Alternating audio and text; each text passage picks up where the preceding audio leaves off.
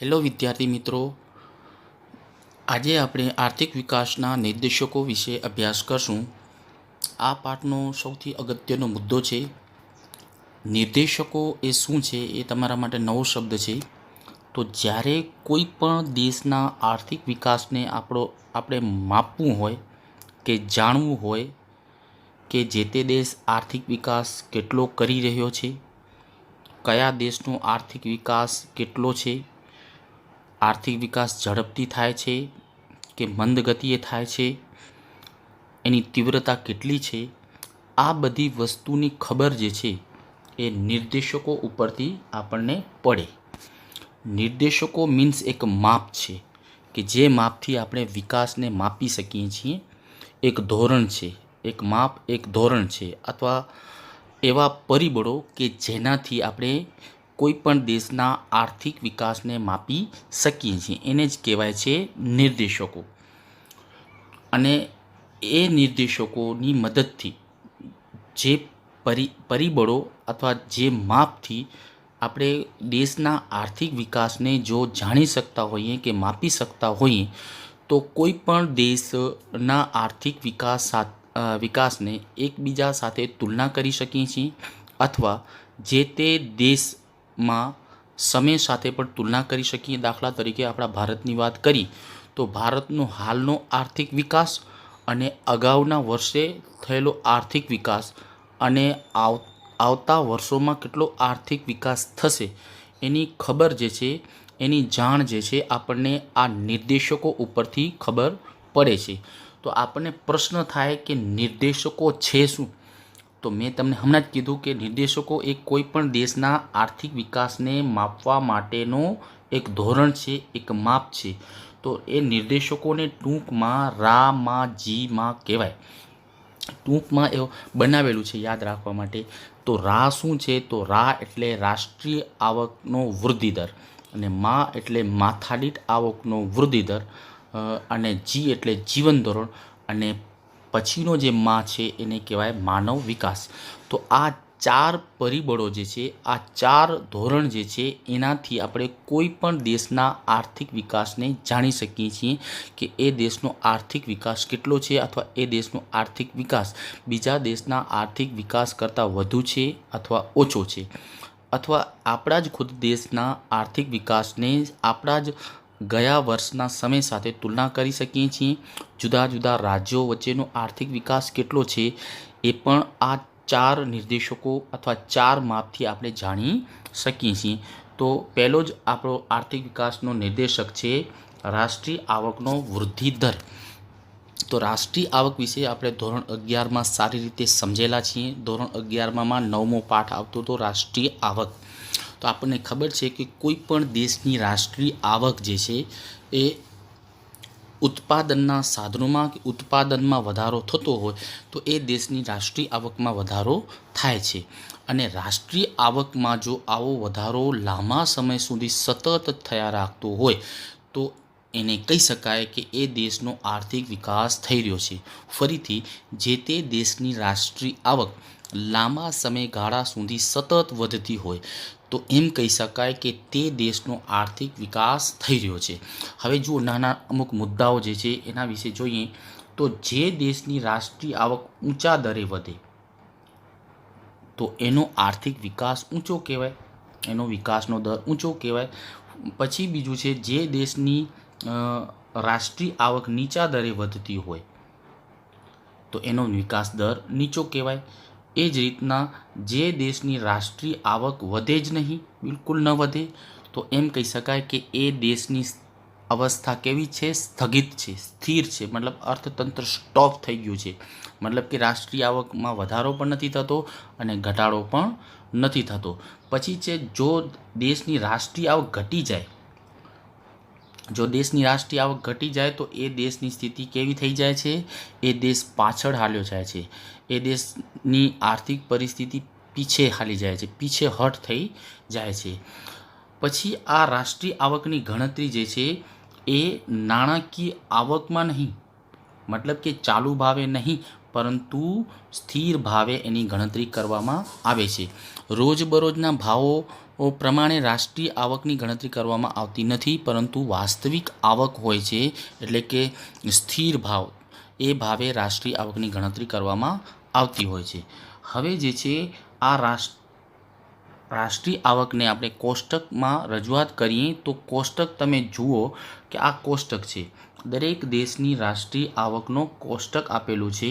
તો અહીંયા જુઓ, નોર્વેની રાષ્ટ્રીય આવકનો વૃદ્ધિ દર 2014ના ડેટા છે. તો નોર્વેનું 2.2% રાષ્ટ્રીય આવકમાં વધારો થતો હતો. અમેરિકામાં 2.4% વધારો થતો હતો. શ્રીલંકામાં 4.5%, ચીનમાં 7.3%, ભારતમાં 7.3% અને પાકિસ્તાનમાં 4.7%. તો આ કોષ્ટક ઉપરથી આપણને એમ અંદાજ આવે છે કે આપણા ભારતની રાષ્ટ્રીય આવકનો વૃદ્ધિ દર અથવા ચીનનો રાષ્ટ્રીય આવકનો વૃદ્ધિ દર જે છે નોર્વે, અમેરિકા અને શ્રીલંકા તથા પાકિસ્તાન કરતાં વધુ છે. તો એનો મતલબ એવો થયો કે આપણો ભારતનો આર્થિક વિકાસ જે છે એ અમેરિકા કરતાં, નોર્વે કરતાં, શ્રીલંકા કરતાં અને પાકિસ્તાન કરતાં પણ ઘણો વધુ છે. હવે આપણને બીજો એક પ્રશ્ન એ થાય કે અમેરિકા, નોર્વે એ તો વિકસિત કન્ટ્રી છે, છતાં એ લોકોની માથાદીઠ આવકનો વૃદ્ધિ દર આ કોષ્ટક પ્રમાણે ઓછો કેમ છે? તો મિત્રો યાદ રાખો કે આ દેશો જે છે વિકસિત દેશો ઓલરેડી વિકાસ કરી ચૂકેલા છે. પછી આપણે વિકાસનો એક અર્થ સમજ્યો હતો કે વિકસિત દેશો જે છે એનો વિકાસનો દર ધીમો હોય છે. કોઈ પણ દેશ જ્યારે આર્થિક વિકાસમાં પ્રવેશે છે ત્યારે એનો વૃદ્ધિ દર ઝડપી હોય છે અને પછી એ જેમ જેમ વિકાસ કરતો જાય છે તેમ એનો વિકાસનો દર જે છે ધીમો થતો જાય છે, કારણ કે એ દેશ ઓલરેડી વિકાસ કરી ચૂક્યો છે. એટલે માત્ર માથાદીઠ કે રાષ્ટ્રીય આવક કે ઉત્પાદનમાં વધારો થાય એવા જ પ્રયાસો કરવામાં આવે છે, એટલે એનો વૃદ્ધિ દર ઓછો આપણને લાગે છે. પછી જે છે આ રાષ્ટ્રીય આવકની મર્યાદાઓ શું છે? તો પહેલી જ મર્યાદા છે, આપણે ધોરણ 11માં સારી રીતે શીખેલા છીએ કે રાષ્ટ્રીય આવકને ગણતરીની મુશ્કેલીઓ. જો રાષ્ટ્રીય આવક ના માથાદીઠ વૃદ્ધિ દર જે છે, રાષ્ટ્રીય આવકનો વૃદ્ધિ દર જે છે એની શું મુશ્કેલીઓ છે? તો કોઈ પણ દેશની રાષ્ટ્રીય આવક સાચી છે કે ખોટી છે, તો એના આ જે બાબતો જે દેખાય છે એના ઉપરથી ખબર પડે છે. તો રાષ્ટ્રીય આવકમાં પહેલે જ છે કે બેવડી ગણતરીઓ. ઘણીવાર બેવડી ગણતરીઓ થતી હોય તો સાચી રાષ્ટ્રીય આવક મેળવી શકાય નહીં. ધોરણ 11માં મેં વિસ્તૃત સમજૂતી આપેલી છે. પછી કરચોરી, જે ઘણા બધા કાળા નાણું છુપાયેલો પડ્યો હોય તો એ નાણાંનો સમાવેશ રાષ્ટ્રીય આવકમાં થતો નથી, એટલે આવકમાં ગણતરીમાં લેવાતો નથી, એટલે એ સાચી રાષ્ટ્રીય આવક જાણી શકાતી નથી. પછી સ્વવપરાશની વસ્તુઓ, ઘણા લોકો પોતાના વપરાશ માટે જ ઉત્પાદન કરે છે અને બજારમાં નથી લઈ આવતા, મતલબ કે એની ગણતરીમાં લેવાતું નથી, તો એનાથી પણ સાચી રાષ્ટ્રીય આવક જાણી શકાતી નથી. પછી કર ટાળો, ઘણી વખત કરથી બચવા માટે ઘણા લોકો પોતાની આવક જે છે છુપાવે છે કર ટાળવા માટે. પછી ઘસારો જાણવાની મુશ્કેલી, જે તે ઉત્પાદનના સાધનોને ચોક્કસ કેટલો ઘસારો લાગે છે એ પણ જાણી શકાતો નથી, એટલે પણ રાષ્ટ્રીય આવક સાચી જાણી શકાતી નથી. સાટા પદ્ધતિ થતા વ્યવહારો, ઘણી વખત વસ્તુઓ દ્વારા વસ્તુનો જો વિનિમય થતો હોય એને સાટા પદ્ધતિ કહેવાય છે. તો એ સાટા પદ્ધતિમાં ગણતરી થતી નથી, માત્ર વસ્તુઓની આપલે થાય છે, એટલે પણ રાષ્ટ્રીય આવકની જાણી શકાતું નથી. પછી ગેરકાયદેસરની આવક, ગુનાઓ, ચોરી, લૂંટફાટ, એવી જે આવક જે છે એનો કોઈ હિસાબ હોતો નથી, એ છુપાયેલું હોય છે, એટલે તો પણ સાચી રાષ્ટ્રીય આવક જાણી શકાતી નથી. પછી નિરક્ષરતા, ઘણીવાર નિરક્ષરતા એટલે કે માણસ હિસાબ બરાબર ન કરી શકતો હોય તો પણ સાચી રાષ્ટ્રીય આવક જાણી શકાતી નથી. પછી ઘણા લોકો એવા હોય છે કે એક કરતાં વધારે વ્યવસાયમાં રોકાયેલા હોય ત્યારે પણ ચોક્કસ પોતાની કેટલી આવક છે એના આંકડા મળતા નથી, અથવા ઘણા લોકો એક કરતાં વધુ વ્યવસાયમાં રોકાયેલા હોય તો પોતાની આવકના આંકડા છુપાવતા હોય છે, એટલા માટે પણ સાચી રાષ્ટ્રીય આવક જાણી શકાતી નથી. આથી એમ કહી શકાય કે રાષ્ટ્રીય આવક જે છે એ આર્થિક વિકાસને માપવાનો સાચો માપદંડ કહી શકાય નહીં. પછી બીજી મર્યાદા છે અથવા બીજી મુશ્કેલી છે વસ્તી. જો માત્ર રાષ્ટ્રીય આવક જાણવાથી વિકાસનો ખ્યાલ આપી શકાય નહીં. જેમ કે એ દેશ કરતાં બી દેશની રાષ્ટ્રીય આવક વધારે હોય, પરંતુ બી દેશનો વિકાસ થયો તેમ ન કહી શકાય. કેમ? કારણ કે એ દેશ કરતાં બી દેશની રાષ્ટ્રીય આવક વધારે છે, પરંતુ બી દેશની વસ્તી જે છે એ દેશ કરતાં વધુ છે.